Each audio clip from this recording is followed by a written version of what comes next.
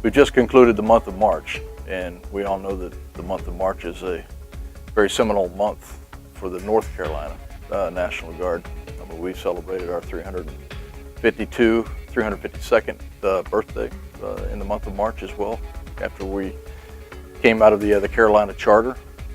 And then obviously too, we're now heading towards the end of this year, where we'll be hitting at 379 years, so nearly 4 centuries of heritage for the National Guard as a whole.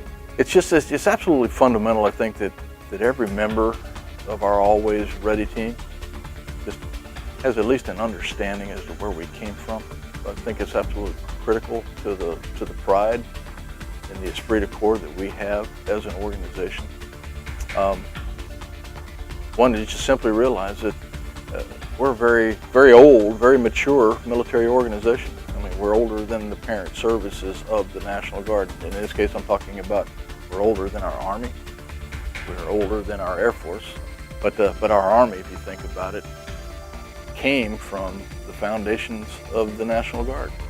I mean, they were the militia that were here long before the Republic was ever established.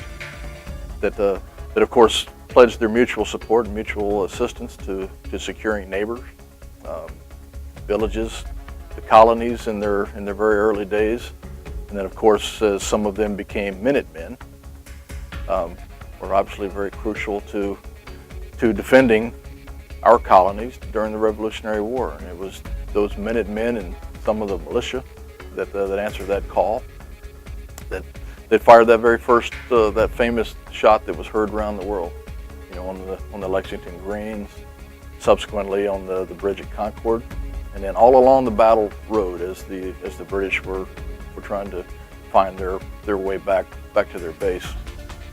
And it's important for us to realize that is us. That is where we came from. Our Continental Army, of course, came from that very foundation, that very vestige of militia and Minutemen back in those early days. And it was that formation of our Army in combination with the militia and the Minutemen, of course, that gave rise to our independent country, our free country, our republic, the United States of America. So therefore the National Guard, throughout that entire heritage and throughout that entire time of beginnings, became an important part of the fabric. Therefore, you'll find the National Guard and the militia mentioned in the U.S. Constitution on numerous clauses and articles throughout the Constitution. Again, as by design, to provide for some of those very important checks and balances against our federal, or checks and balances of our federal government was provided. So even from that day all the way to the current, you'll find that we're just an important part of the American fabric, the American culture, and the heritage. And that is something that is so very uniquely National Guard.